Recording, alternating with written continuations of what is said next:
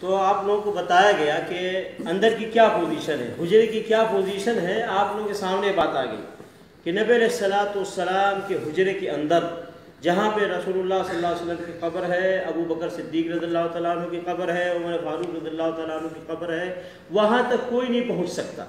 چاروں طرف سے 2 دیواریں ہیں اور دونوں بند ہیں. وہاں تک کوئی پہنچ ہی نہیں سکتا، کوئی جا ہی نہیں سکتا. دنیا کا کوئی صدر ہو، وزیر اعظم ہو، بلکہ اس ملک کا بادشاہ ہو، وہ بھی نہیں وہاں تک جا سکتا ہے. تو اگر کوئی یہ کہتا ہے کہ میں اتنے سال پہلے کوئی آیا تھا، اندر گیا تھا، یا یہ کہ کوئی صدر گیا تھا، وزیر اعظم گیا تھا، تو غلط بات ہے.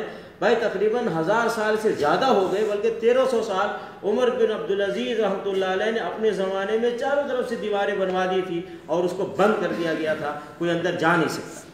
لیکن بہت سارے لوگوں کے ذہنوں میں ایک سوال آتا ہے کہ کیوں نہیں نبی علیہ الصلوۃ والسلام کے حجرے کو کھول دیا جاتا ہے، دیواریں ہٹا دی جاتی ہیں تاکہ نبی علیہ الصلوۃ والسلام کی قبر کو دیکھتے، ابو بکر عمر رضی اللہ تعالیٰ عنہ کی قبروں کو دیکھتے، اور ہم بھی ان کے قبروں کے قریب سے جا کے زیارت کرتے. بہت سارے لوگوں کے ذہن میں بات آتی ہے، سمجھ گئے نا. لیکن آخر کیا وجہ ہے کہ 1300 سال قبل اس وقت کے مسلم حکمران نے اور مسلم حکومت کے ذمہ داروں نے یہ فیصلہ کیا کہ رسول اللہ صلی اللہ علیہ وسلم کی قبر کو اور صحابہ کرام کی قبر کو چاروں طرف سے بند کر دیا جائے، اس کو کھلا نہ رکھا جائے. آخر ایسا کیوں ان لوگوں نے سوچا؟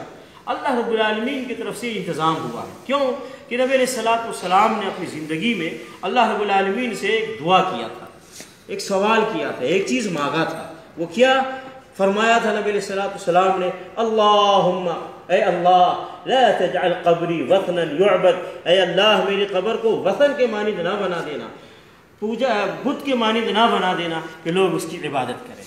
نبی علیہ الصلوۃ والسلام نے یہ چیز مانگا تھا کہ میری قبر کے پاس آ کر میری عبادت نہ کریں. اس کے لیے نبی علیہ الصلوۃ والسلام نے اللہ سے دعا کی، اللہ سے طلب کیا، سوال کیا، اللہ نے اس کو قبول کر لیا.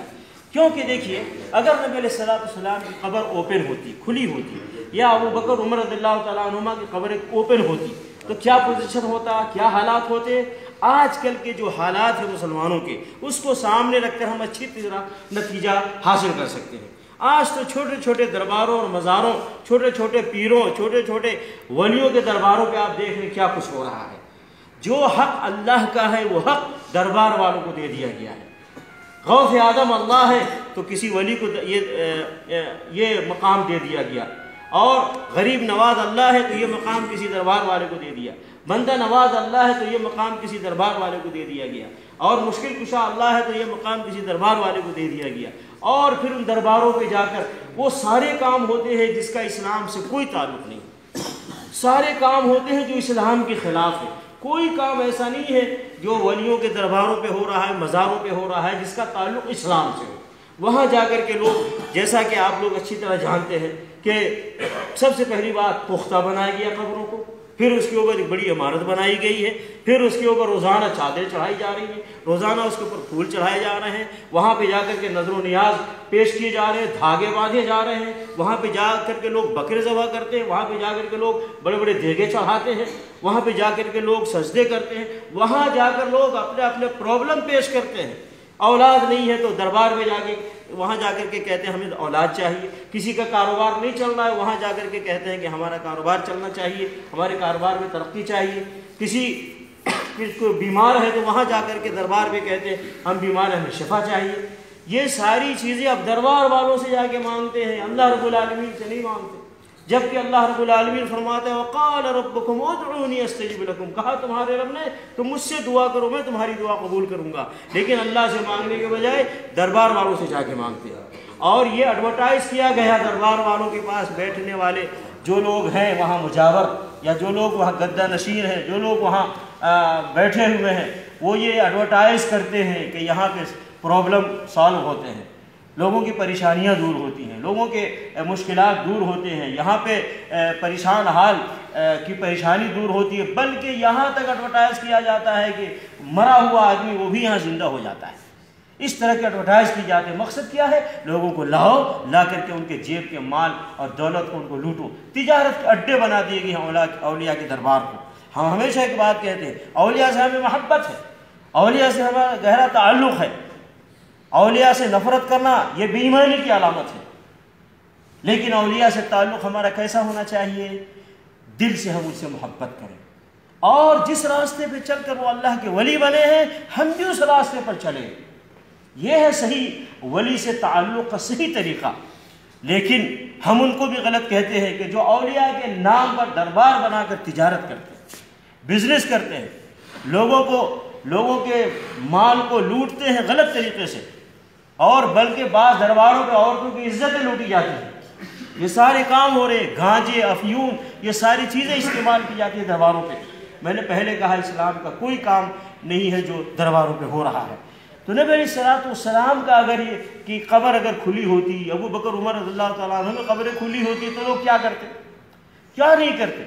وہ سارے خرافات، وہ ساری خرابیاں، ساری برائیاں کرتے جو دوسرے اولیاء کے دربار میں مزاروں پہ ہو رہے ہیں، سمجھ گئے؟ لیکن الحمدللہ اللہ کا فضل ہے کہ اللہ نے ایک ایسی حکومت، سعودی حکومت کو یہاں رکھا ہے کہ جو جتنے اولیاء کے یہاں دربار ہیں، چاہے بدر کے اولیاء ہوں، بدر میں شہید ہونے والے اولیاء ہوں، احد میں شہید ہونے والے اولیاء ہوں، یا یہ کہ 10,000 سے زیادہ صحابہ کرام ہیں بقیع قبرستان میں، یہ سارے اولیاء ہیں، ان کا دربار ہو، نبی صلی اللہ علیہ وسلم ہے، ابو بکر عمر رضی اللہ تعالیٰ عنہما ہیں، ان سب کے قبروں کی حفاظت پورے ادب و احترام اور عزت کے ساتھ یہ سعودی حکومت کر رہی ہے۔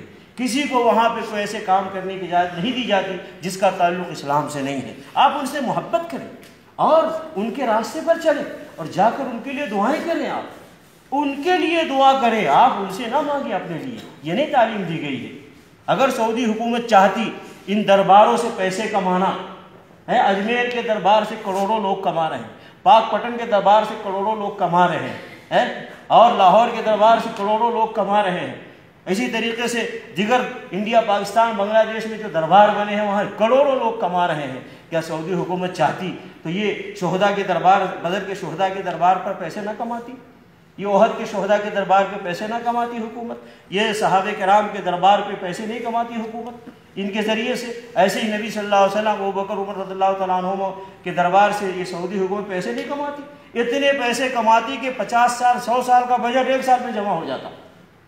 لیکن الحمدللہ یہ ان درباروں سے پیسے نہیں کماتی یہ حکومت، بلکہ آپ کو سارا انتظام آپ کے لیے کیا گیا ہے۔ آپ اچھی طرح دیکھ رہے ہیں کہ آپ آئیے، زیارت کیجئے ان اولیاء کی، ان بزرگوں کی زیارت کیجئے شریعت کے دائرے میں رہ کر، اللہ کے حکم اور رسول صلی اللہ علیہ وسلم کے تعلیمات کے دائرے میں رہ کر آپ زیارت کیجئے۔ اور ساتھ میں یہ بھی انتظام ہے، کوئی اگر اسلام کی خلاف ورزی یہاں کی کرتا ہے، اللہ اور اللہ کے رسول صلی اللہ علیہ وسلم کی خلاف ورزی کرتا ہے ان درباروں پہ، تو ان کو سدھارنے کے لیے، ان کو نصیحت کرنے کے لیے، ان کو سمجھانے کے لیے سعودی حکومت نے علماء کرام کو رکھا ہے، سمجھ گئے نا؟ لوگوں کو نصیحت کرنے کے لیے رکھا ہے، لوگوں کو تعلیم و تربیت دینے کے لیے رکھا ہے۔ یہ ہے صحیح طریقہ دربار۔ اسی لیے نبی علیہ الصلوۃ والسلام، ابو بکر عمر رضی اللہ تعالیٰ عنہ قبر اوپن نہیں ہے، اللہ کی طرف سے انتظام ہو گیا کہ کوئی قبر تک پہنچ نہیں سکتا، اس لیے وہاں جا کر کوئی سجدہ بھی نہیں کر سکتا ہے، کوئی چڑھاوے بھی نہیں چڑھا سکتا ہے، کوئی رکوع بھی نہیں کر سکتا، کوئی وہاں پہ جا کے نماز بھی نہیں پڑھ سکتا، کوئی قرآن بھی نہیں پڑھ سکتا، کچھ نہیں کر سکتا ہے۔ بس آئے سلام کرے۔ آپ جب آتے ہیں قبر زیارت کرنے تو صرف اتنا کہیں السلام علیکم یا رسول اللہ ورحمۃ اللہ وبرکاتہ۔ پھر تھوڑا آگے بڑھیں، کہیں السلام علیکم یا ابا بکر الصدیق ورحمۃ اللہ وبرکاتہ۔ پھر تھوڑا آگے بڑھیں گے السلام علیکم یا عمر الفاروق ورحمۃ اللہ وبرکاتہ۔ اتنا سلام کر کے آگے چلے جائیے۔ آپ کی زیارت کرنے کے لیے، سلام کرنے کے لیے سعودی حکومت نے بہترین انتظام کیا ہوا ہے۔ پورے ادب سے آئے اور سلام کر کے اور آپ آگے چلے جائیں۔ تو پتہ یہ چلا کہ نبی علیہ الصلوۃ والسلام نے جو اللہ سے سوال کیا تھا، اے اللہ میری قبر کو اللہم لا تجعل قبری وثنا یعبد، اے اللہ میری قبر کو بت نہ بنا دے کہ عبادت کی جائے۔ اللہ نے نبی صلی اللہ علیہ وسلم کی دعا کو قبول کیا، اور کوئی نبی صلی اللہ علیہ وسلم کی قبر پہ جا کے عبادت نہیں کر سکتا۔ عبادت کرنا ہے مسجد میں آ کر کے کرو۔ عبادت کی جتنی قسمیں ہیں ساری قسمیں مسجد کے اندر آ کر کے کرو، کوئی آپ کو غلط نہیں کہے گا۔ اور اس لیے سعودی حکومت نے مسجد نبی صلی اللہ علیہ وسلم میں، مسجد حرام میں، مسجد قباء میں، دیگر مسجدوں میں عبادت کرنے والوں کے لیے بہترین انتظام ہے۔ صفائی کا انتظام ہے، بہترین کارپیٹ کا انتظام ہے، بہترین ایئر کنڈیشن کا انتظام ہے، اور اعلیٰ سے اعلیٰ انتظام ہے یہاں عبادت کرنے والوں کے لیے مسجد کے اندر، اور قبرستان کی زیارت کرنے والوں کے لیے بھی بہترین انتظام ہے شریعت کی روشنی میں۔ باقی درگاہوں دربار مزاروں پہ جو ہو رہا ہے نہ یہاں کرنے کی اجازت ہے اور نہ ہی اس کا تعلق اسلام سے ہے، اس سے مسلمانوں کو بچنا چاہیے۔ یہ سوراخ جو 8 ہیں اس کا کیا